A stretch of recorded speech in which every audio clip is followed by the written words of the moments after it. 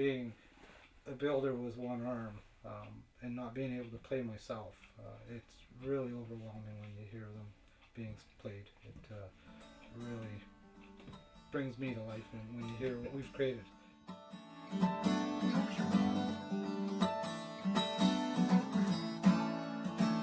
My name's Tim Lee. I live here in Norwood, Ontario. One of the founders of GL Guitars with my partner Wayne Gontier. Tim and I started GL probably about 12 years ago. I approached Wayne, one of the neighbors, and said, hey, why don't we do a woodworking project together? I've always built decks and sheds. When we were talking and trying to figure out what we should make, I have two sons that are professional musicians, and we just thought we would make a couple of guitars. The very first one, we had no idea what we were doing. We ordered this kit, and when we received the kit, we found out everything was in the box to build a guitar, right from strings, pickguards, tuners, everything. But we didn't realize that nothing fit. We had to make it fit. It's changed from us building our first two guitars as a woodworking project to people now getting a hold of us to make guitars for them. It's that the first ones that we built impressed so many people, and they're actually still being played today.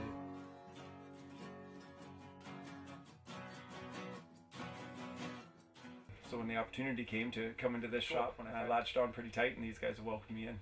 When I was getting involved, Pops thought I was making a mistake. I think he thought that I was selling the house and putting all my eggs in one basket. And fast forward to he put away his Martin D28, it's collecting dust now, in a closet, because he did put it up side by side our guitars, and he loves our guitars. So he owns one of our Bluegrass Customs, and he designed it exactly the way he wanted, so that his bluegrass music was getting the sounds that he thought should be there.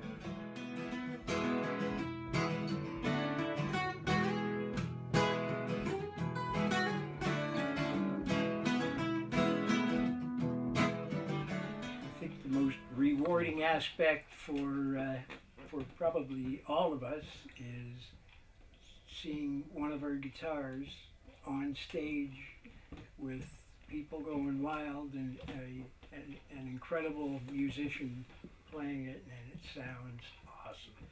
Being a builder with one arm and not being able to play myself, it's really overwhelming when you hear them being played. It really brings me to life when you hear what we've created. It's nice. I find it very stress relieving, very rewarding. Just kind of in my own world when I'm in the woodworking shop. We've now evolved from building kits, that's how we started, to now we're building pretty much every single piece of the guitar ourselves. Building a guitar, or being a luthier as they call it, there's a lot of stuff that you need to learn and understand in order to build a guitar. We're wanting to learn more, understand more, be better at the trade, I guess you would call it, or the profession. We involve the people as much as we can that we are making the guitars for. For example, the one we're creating right now is for a fella in Louisiana, and he has been involved in every step of the guitar, right from the picking out of the wood to what Ace is going to inlay in the guitar. When we first started, we didn't know anything about inlays. We actually burnt the GL into the wood. But we've come quite a ways since then. We build mainly dreadnoughts based off a Martin design.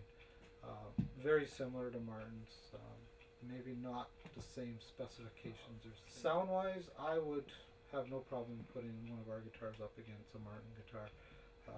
We've actually done that. We've had musicians say, hey, it sounds just as good or better. Because it's not a real money-producing business where we could rely on it as an income, we use it as time when we're not at our regular jobs or doing our regular livelihoods. So finding time to come in and actually work on the guitars and spend quality time on them can be a challenge at times. It's more of a passion than it is a planning time when you can already do that, because it does take all of us to make it happen. Will we continue building? Definitely, I'll probably continue building as well. So one of my dreams for GL guitars is, 100 years down the road, hopefully some of our instruments survive and are still being played.